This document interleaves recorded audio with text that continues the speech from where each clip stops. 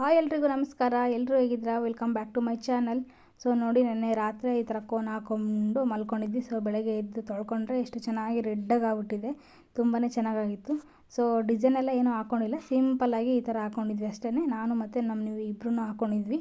ನಮ್ಮ ನಿವಿದ್ಕಿಂತ ನಂತೆ ತುಂಬ ರೆಡ್ಡಾಗಿ ಬಂದಿತ್ತು. ಸೊ ಅದಾದಮೇಲೆ ಒಂದು ವಾರದ ಹಿಂದೆ ನಮ್ಮ ಚೇತು ಗಾಡಿ ಬುಕ್ ಮಾಡಿದ್ದ, 220 ಪಲ್ಸರು. ಸೊ ಇವತ್ತು ಗಾಡಿ ಡೆಲಿವರಿ ಕೊಡೋದಿತ್ತು, ಹಂಗಾಗಿ ಹೋಗಿ ತೊಗೊಬರ್ತೀನಿ ಅಂತ ಹೇಳ್ಬಿಟ್ಟು ಹೋಗ್ತಾಯಿದ್ದಾರೆ. ನಮ್ಮ ಚೇತು ಮತ್ತು ಅವ್ರ ಫ್ರೆಂಡುಗಳೆಲ್ಲ ಬರ್ತಾರಂತೆ. ಸೊ ಮನೆ ಹತ್ರ ಇಬ್ಬರು ಬಂದಿದ್ದರು, ಇನ್ನೊಂದಿಬ್ಬರು ಬರೋರಿದ್ದರು. ಅಲ್ಲೇ ಶೋರೂಮ್ ಹತ್ರನೇ ಬರ್ತೀವಿ ಅಂತ ಹೇಳ್ಬಿಟ್ಟು ಫೋನ್ ಮಾಡಿದ್ರಂತೆ. ಸೊ ಇಲ್ಲಿ ಮನೆ ಹತ್ರ ಹಾರ ಎಲ್ಲ ಮನೆ ಹತ್ರನೇ ಇದ್ವಲ್ವ, ಹಂಗಾಗಿ ತೊಗೊಂಡು ಇಬ್ಬರು ಫ್ರೆಂಡು, ಇವನು 3 ಜನ ಹೋಗ್ತಾಯಿದ್ದಾರೆ. ಇನ್ನು ಇಬ್ಬರು ಅಲ್ಲಿ ಶೋರೂಮ್ ಹತ್ರನೇ ಬರ್ತಾರೆ, ಅಂದರೆ 5 ಜನ ಆಗ್ತಾರೆ ಅಂತ ಹೇಳ್ಬಿಟ್ಟು. ನಾವೇನೇ ಒಂದು ಕೆಲಸ ಮಾಡಿದ್ರು 5 ಜನ 9 ಜನ ಈ ಥರ ಹೋಗ್ಬೇಕಲ್ವ ಏನಾದ್ರು ತೊಗೊಂಬರೋಕ್ಕೆ. ಹಂಗಾಗಿ 5 ಜನ ಹೋಗ್ತಾಯಿದ್ದಾರೆ. ನಮ್ಮ ಮನೆಯವ್ರಿಗೆ ಇದು ಅವರು ಡ್ಯೂಟಿಗೆ ಹೋಗಲೇಬೇಕಿತ್ತು, ಹಂಗಾಗಿ ಅವರು ಹೋಗಿದ್ದರು. ಫ್ರೆಂಡ್ ಜೊತೆಗೆ ಹೋಗ್ಬಿಟ್ಟು ತೊಗೊಬರ್ತೀನಿ ಅಂತ ಹೇಳ್ಬಿಟ್ಟು ಹೋಗ್ತಾ ಇದ್ದೀನಿ.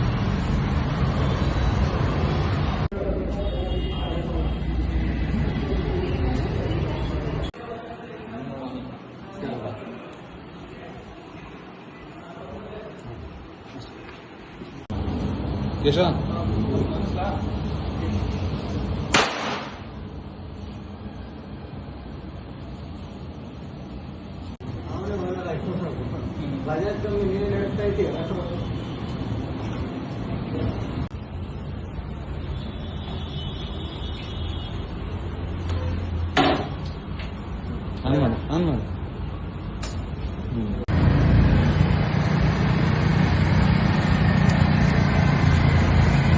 ಇವತ್ತು ಬೆಳಗ್ಗೆ ಟಿಫನಿಗೆ ಬಂದುಬಿಟ್ಟು ಇವತ್ತು ಏನಾದರೂ ಒಂದು ಸ್ವೀಟ್ ಮಾಡೋಣ ಅಂತ ಹೇಳ್ಬಿಟ್ಟು ನಮ್ಮ ಚೇತನ ಅವನೇ ಎಲ್ಲ ಅಡುಗೆ ಮಾಡಿದ್ದ. ಇದು ಶಾವಿಗೆ ಪಾಯಸ ಮಾಡಿದ್ದ. ಸೊ ಟೈಮ್ ಬೇರೆ ಇರಲಿಲ್ವಲ್ಲ, ಬೆಳಗ್ಗೆನೇ ಹೋಗಿ ತೊಗೊಬರ್ಬೇಕಾಗಿತ್ತು ಗಾಡಿ, ಹಂಗಾಗಿ ಈಸಿಯಾಗಿ ಕ್ವಿಕ್ಕಾಗಿ ಆಗೋವಂಥದ್ದು ಶಾವಿಗೆ ಪಾಯಸ ಅಲ್ವಾ, ಹಾಗಾಗಿ ಶಾವಿಗೆ ಪಾಯಸನೇ ಮಾಡಿದ್ದ. ಶಾವಿಗೆ ಪಾಯಸ ಮತ್ತು ಹೆಸರುಬೇಳೆ ಪಾಯಸ ಇವೆರಡಕ್ಕೂ ಹಾಲು ಹಾಕಿ ಮಾಡಿದ್ರೇ ಚೆನ್ನಾಗಿರೋದು, ಹಾಗಾಗಿ ಹಾಲು ಹಾಕಿನೇ ಮಾಡಿದ್ವಿ. ಫುಲ್ಲೆಲ್ಲ ಗಟ್ಟಿ ಎಲ್ಲ ಹಾಕಿದ್ವಿ, ತುಂಬಾ ಚೆನ್ನಾಗಿ ಬಂದಿತ್ತು. ಹಾಗೆಯೇ ಚಿತ್ರಾನ್ನ ಮಾಡಿದ್ವಿ, ಅನ್ನ ಮಾಡಿ ಕಲಸಿಲ್ಲ, ಸಪ್ರೇಟು ಗೊಜ್ಜು ಮಾಡಿದ್ವಿ, ಹಾಗೆ ಅನ್ನ ಮಾಡಿಟ್ಟಿದ್ವಿ. ಹುಡುಗರೆಲ್ಲ ಬರ್ತಾರಲ್ವ, ನಮ್ಮ ಚೇತನ ಫ್ರೆಂಡು, ಹಾಗಾಗಿ ಅವ್ರಿಗೆ ಎಷ್ಟು ಬೇಕೋ ಅಷ್ಟು ಗೊಜ್ಜಾಕಿ ಕಲಿಸ್ಕೊಡೋಣ ಬಂದಾಗ, ಯಾವಾಗ ಬರ್ತಾರೆ ಏನೋ ಅಂತ ಹೇಳ್ಬಿಟ್ಟು ಸಪ್ರೇಟ್ ಹಂಗೆ ಇಕ್ಕಿದ್ವಿ. ಇದು ಮತ್ತು ಕಡಲೆಬೀಜ ಮತ್ತು ಕಡಲೆಬೇಳೆ ಎರಡನ್ನೂ ಸಪ್ರೇಟು ಫ್ರೈ ಮಾಡಿಬಿಟ್ಟು ಒಂದು ಪ್ಲೇಟಲ್ಲಿ ತೆಗೆದಿಟ್ಟಿದ್ದಾನೆ. ಯಾಕಂದರೆ ಹಂಗೆ ಡೈರೆಕ್ಟ್ ಆ ಗೊಜ್ಜೊಳಗೆ ಬಿಟ್ಬಿಟ್ರೆ ಎಲ್ಲ ತಿನ್ಬೇಕಾದ್ರೆ ಮೆತ್ತಗಿರ್ತವೆ ಅಂತ ಹೇಳ್ಬಿಟ್ಟು ಗೊಜ್ಜು ಮತ್ತು ಅನ್ನ ಎರಡು ಹಾಕಿಬಿಟ್ಟು ಕಲಿಸ್ತೀವಲ್ಲ, ಮಿಕ್ಸ್ ಮಾಡ್ತೀವಲ್ಲ, ಆ ಟೈಮಲ್ಲಿ ಮೇಲ್ಗಡೆ ಉದುರಿಸಿದ್ರೆ ಚೆನ್ನಾಗಿ ಕ್ರಿಸ್ಪಿಯಾಗಿ ಇರ್ತವೆ ಅಂತ ಹೇಳ್ಬಿಟ್ಟು ಈ ಥರ ಸಪ್ರೇಟು ಫ್ರೈ ಮಾಡಿಬಿಟ್ಟು ಎತ್ತಿಟ್ಟಿದ್ದಾನೆ. ಹಾಗೆ ನೈಟು ಇದು ಹೀರೆಕಾಯಿ ಬಜ್ಜಿ ಮಾಡಿದ್ವಿ, ಸೊ ಅದು ಸಹ ಹಂಗೆ ಇದೆ. ಸೊ ಅಡುಗೆ ಎಲ್ಲ ಮಾಡಿದ್ವಿ, ಎಲ್ಲರೂ ಊಟನೇ ಮಾಡಲಿಲ್ಲ, ಒಂದಿಬ್ಬರು ಮಾತ್ರ ತಿಂದರು ಅಷ್ಟೇ.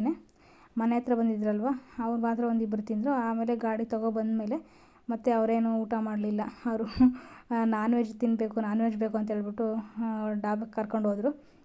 ಸೊ ನಮ್ಮ ಮಾವ ಯಾವಾಗ ಬರ್ತಾನೋ ಚೇತು ಮಾವ ಅಂತ ಹೇಳ್ಬಿಟ್ಟು ಕಾಯ್ತಾ ಇದ್ದಾಳೆ, ಗಾಡಿ ತೊಗೊಬರುತ್ತೆ ಅಂತ ಹೇಳ್ಬಿಟ್ಟು.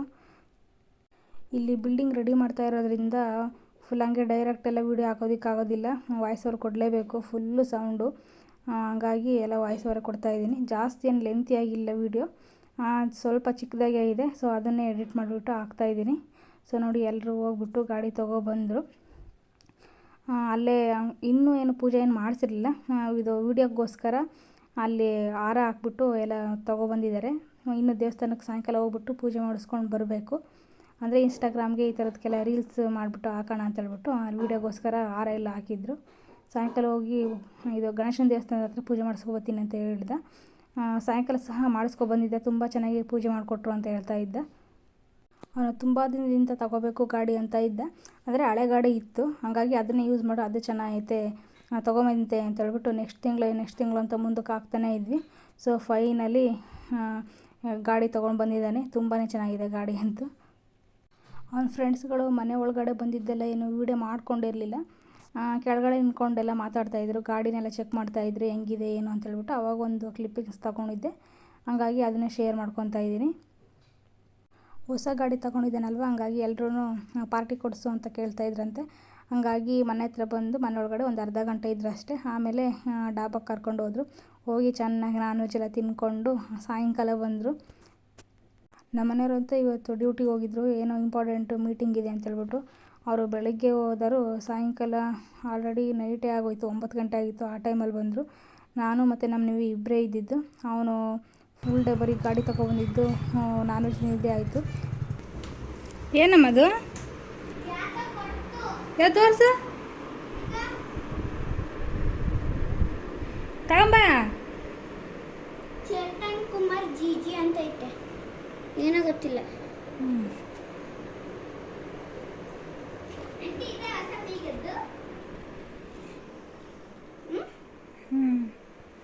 ಚಿಂಕ ಚಿಕ್ಕ ಚಿಂಕ ಚಿಕ್ಕ